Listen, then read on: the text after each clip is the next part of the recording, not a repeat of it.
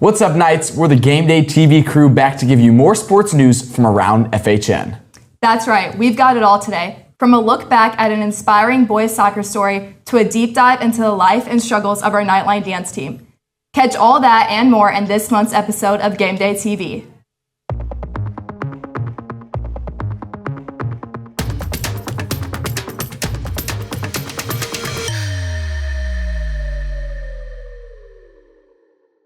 Now that we're rolling, let's get right into the action with some coverage on the dance team. Though not technically considered an athletic event by MSHSAA, Knightline has some of the hardest working student athletes you'll find here at North.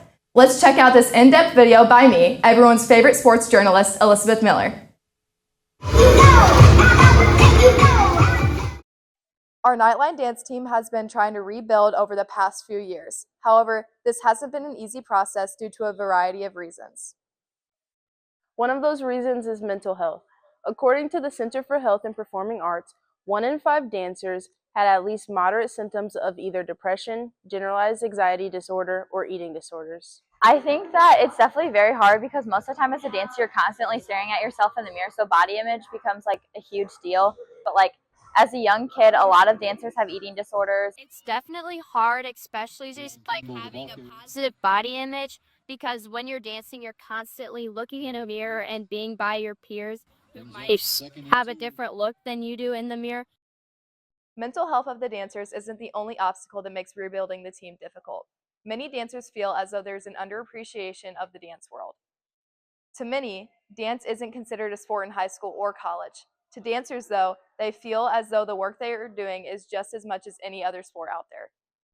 I truly don't think anyone realizes just how much actually goes into dance. Like, it isn't just a 2-hour practice every day. We have studio dance, so we have that for 3 to 4 hours every single night after that. It's definitely a lot.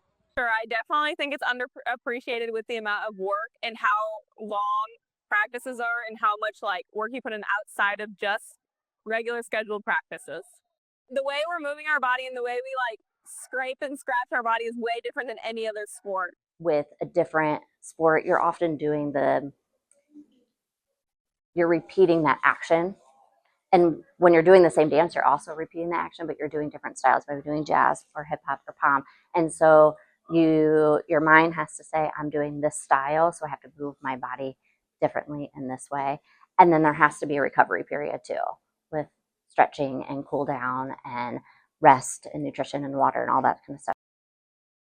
Along with mental health and how others view the dance team, another challenge for the dance team is that there are not a lot of monetary benefits after high school. And I don't think a lot of people understand the work that goes into it and the little pay and reward that comes from it. For college dance teams, there's not really recruitment. You don't get recruited to dance. So if you're not like a studio dancer, you're probably not going to a dance school and you're probably not getting a scholarship. And if you do get a scholarship, they're very, very small. College, mental health, and underappreciation really do have their effects on the rebuilding process. However, there's something about dance that keeps these girls coming back each year. What makes me want to go back is it's just a really great way to like express myself, and I just really like enjoy moving my body that way. And also it's like a family, and like my dance friends are some of my closest friends, and like I don't really know what I would do without them. What a great in-depth look there. Thanks, Elizabeth. It's a great time to be a Knight fan these days as winter sports are starting to heat up. Boys varsity basketball will travel to Rittner, and the boys and girls wrestling teams will be taking on St. Charles West and Palmyra in their first tri-meet this season. But looking outside the school, we've got to look at a talented local scooter rider in our community with this hype video by Mikey Jones.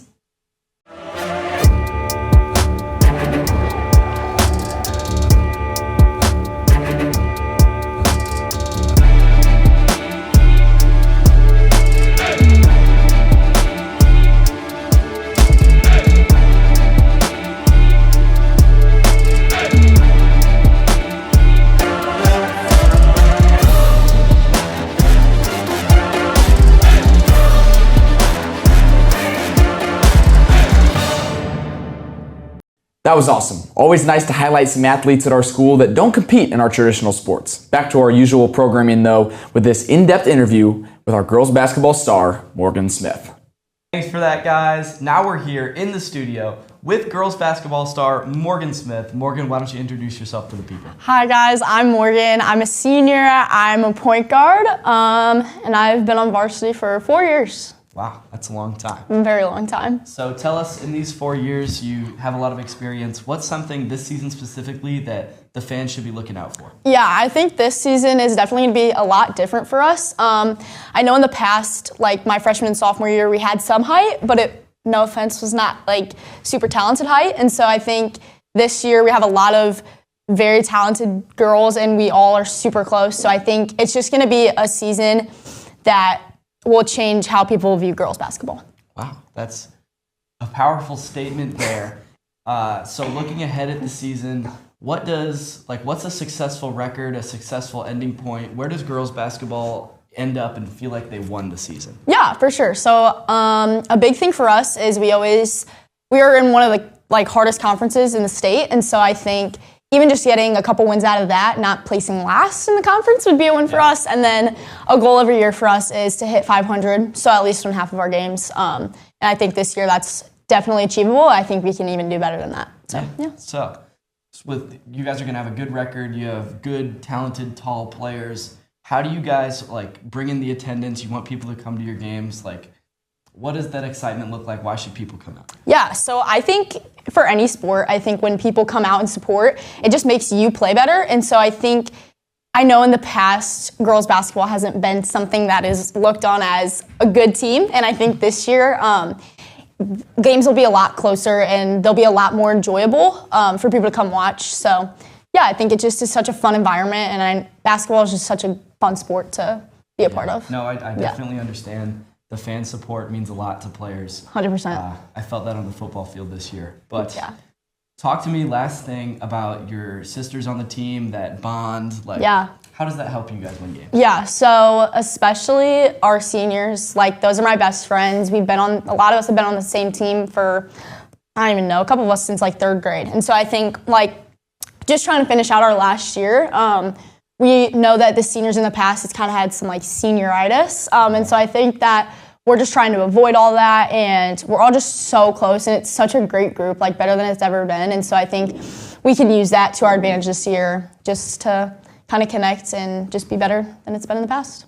Yeah, wow, super exciting. Super close-knit group, no senioritis. No senioritis. We are all coming out to watch all the girls basketball games this season. If you can, check out the live streams on FHNtoday on YouTube. That's all I have today. Thanks, Morgan Smith. Yeah, thank you. Thanks, Nate and Morgan. We're all wishing girls basketball the best this season, and we can't wait to see how far they go. Now let's finish today's broadcast off with a look back to boys soccer with an inspiring story on senior Aiden Peachee by Nathan Smith and Olivia Graeser. Senior soccer player Aiden Peachee has been playing soccer for over 13 years, but this year his journey looked a little different. After suffering a severe eye infection that eventually caused the removal of his left eye, Aiden has fought through much adversity this season. But with the help of his teammates and his faith in God, Aiden has been able to overcome these struggles and still live out his senior season to the fullest. It began late June and kind of progressed from kind of being a normal infection with an ulcer to kind of coming back. And as we treated it, it kind of went on for a few weeks, and then got worse as we were on vacation in Florida. As kind of the eye injury progressed, and he had to have a cornea transplant, and then eventually losing his eye, he was really resilient and in recovery, and once the doctors cleared him, he went back to practice, and he's excited to get back with the team and get back into soccer. Coming in is senior Aiden Peachee. While Aiden was extremely resilient in the face of this debilitating injury, it also takes a village. Aiden received tons of support from not only parents and coaches, but his teammates as well. As seen in the pictures and stuff, they were supporting me in wrist tape, and they would put my, designs and stuff in support of me. I actually didn't notice as much the injury as I thought I would. You could sometimes, if someone comes up on his left side, you can't see him, but besides that, I thought it would affect him more, but it really doesn't affect him that much as a player. During the injury, I had teammates reach out to me like Adam and Spencer, just texting me and making sure I'm all right. He's a good kid, and I'm proud of him for his resiliency with the eye injury, and getting back on the field and getting back to school, and having a nice senior year. Aiden would like to thank his parents for all of their support.